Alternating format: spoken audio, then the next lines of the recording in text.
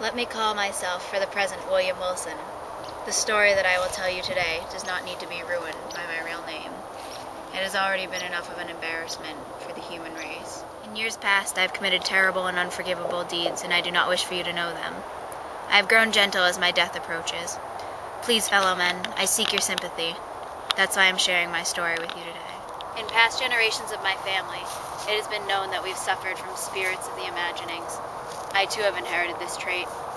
It grew worse and worse, and it served to alarm my friends and family.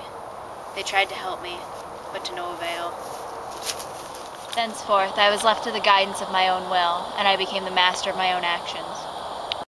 This academy is where I spent my childhood, and where my earliest memories are found. My arrogant disposition put me in a position of superiority over my peers, over all but one, a scholar who called himself by the same name as I, although bore no relation to me. This scholar soon became my rival, and I grew to think of him as my greatest competitor. Hello, William Wilson. Take a seat. It appears that your birthday, January 19th, 1813, is that of another scholar of mine, one who also goes by the name of William Wilson. Our similar build and style of dress led many of our peers to believe that we were related. The thought itself made me sick. Have you noticed that the two William Wilsons look very similar? Yeah, I wonder if they're of the same blood. Yeah, maybe they are. I don't know. They wear the same attire. So similar.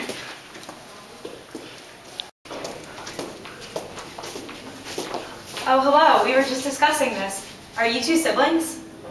No, never. No, never.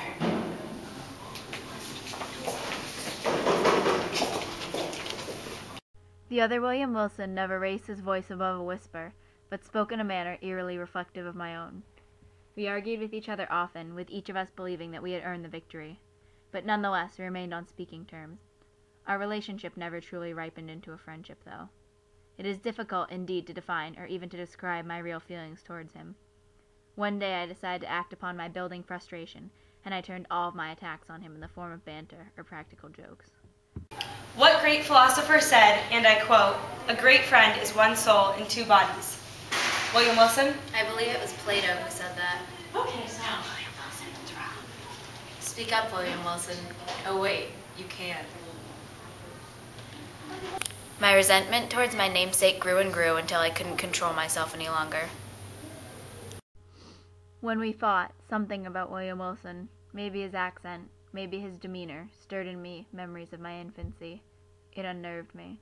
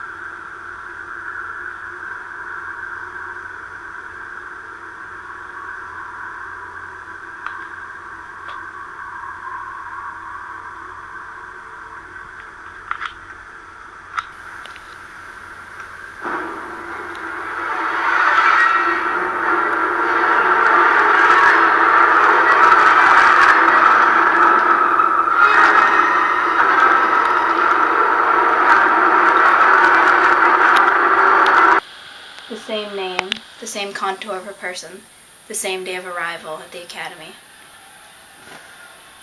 I then transferred to Eton School.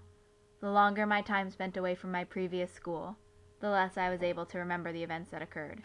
The truth, the tragedy of the drama, was no more. I began to doubt the evidence of my senses, and rarely thought of my rival.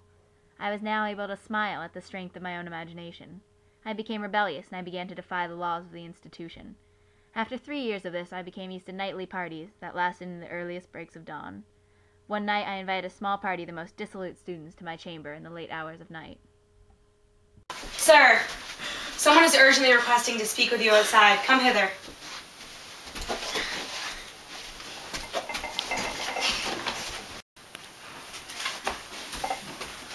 William Wilson.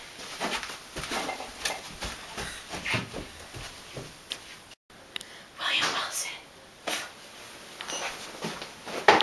Who is this William Wilson? What are his intentions? I soon found out that due to a sudden accident in his family, he was removed from the academy on the same day that I had also escaped. All of these happenings upset me, and I headed off to Oxford, the most dissolute university in Europe, in search of a clean start. I'm fortunate enough that my parents funded my luxurious lifestyle. I started to socialize myself with the wealthier group of Great Britain. I busied myself in this way for 2 years. I began gambling and chose weak-minded students that I could profit off of. I met a man named Glendinning, a rich nobleman, who became my sole antagonist. I found him of weak intellect, and he became a target of mine. We gambled together often. I occasionally let him win, but only to entangle him later in an even greater loss. Glendinning was only one of many. I then invited him to a social gathering, and continued to challenge him until his debt was quadrupled.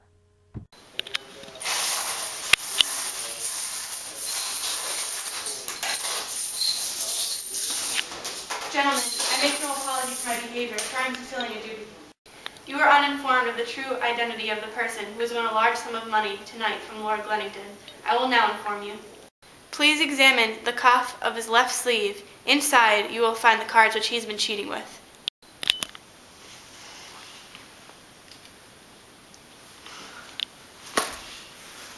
Mr. Wilson, this is your property.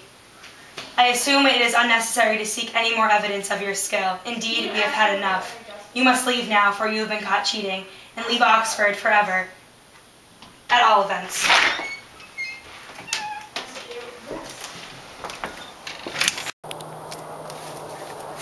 William Wilson. Scoundrel, impostor, accursed villain, follow me, or draw your weapon.